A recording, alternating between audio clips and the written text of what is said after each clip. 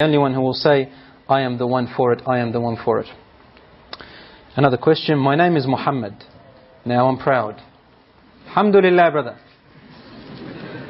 If you want to be more proud, we have to now imitate Muhammad sallallahu alayhi wasallam. Inshallah, stay proud, my dear brother. I want to say one negative thing. I don't like saying negative things, but it's because it's a common practice. How many Muhammads and Ahmads and Alis do we find in nightclubs and parties and things like that?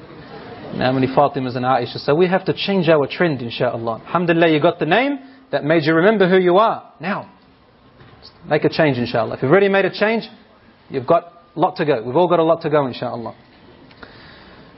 Assalamu alaikum, brother. Can a Muslim judge another person Muslim from the first time of seeing them? No, you can't really judge a person from the first time of seeing them. Please explain. Oh, okay.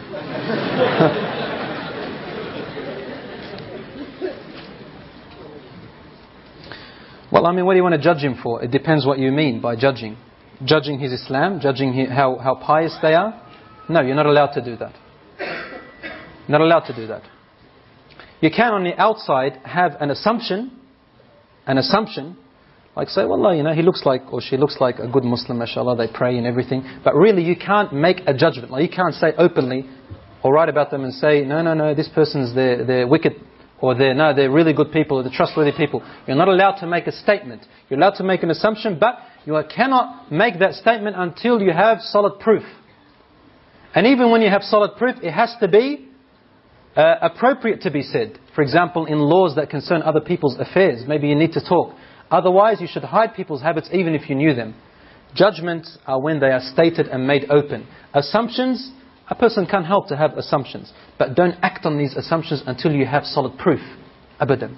Don't ever. And assumptions is one of the worst things in Islam if they are not acted upon under proof and evidence. If they need to be acted upon. For example, you know someone who drinks alcohol. Okay, you got an assumption about them that they've got that sin. Do you have to go and tell everyone else who drinks alcohol? La ya akhi, you have to cover their sin. Advise them if you like. So assumptions are allowed. Acting upon the assumption is forbidden. Making a statement, being judgmental of the person is haram because you don't know what's in their heart.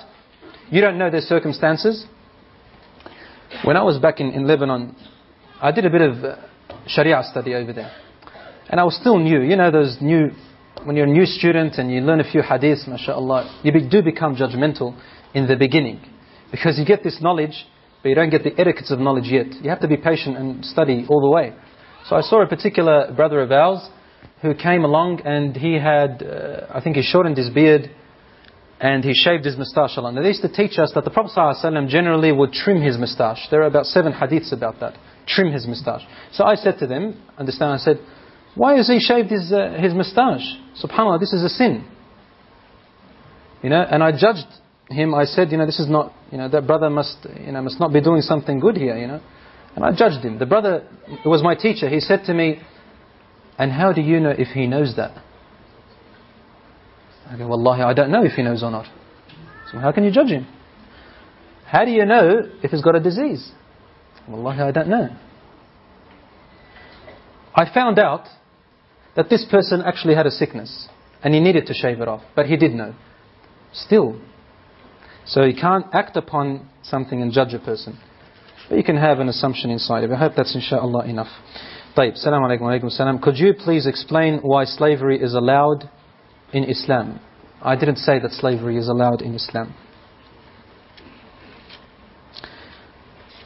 Dear brother, can you inshallah recite to the audience the ayats where Allah subhanahu wa ta'ala has mentioned the forbidding of the girl child being buried alive? Certainly, inshaAllah. A'udhu billahi minash shaitanir rajeem. Bismillahir rahmanir rahim.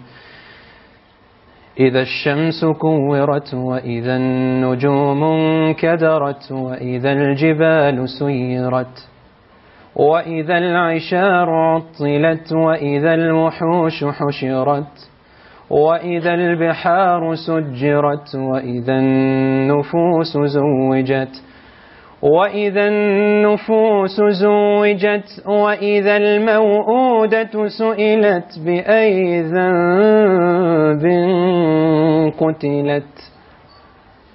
So this is the verse in Surah التكوير إذا الشمس كورت, when the sun loses its light and rolls upon itself in weak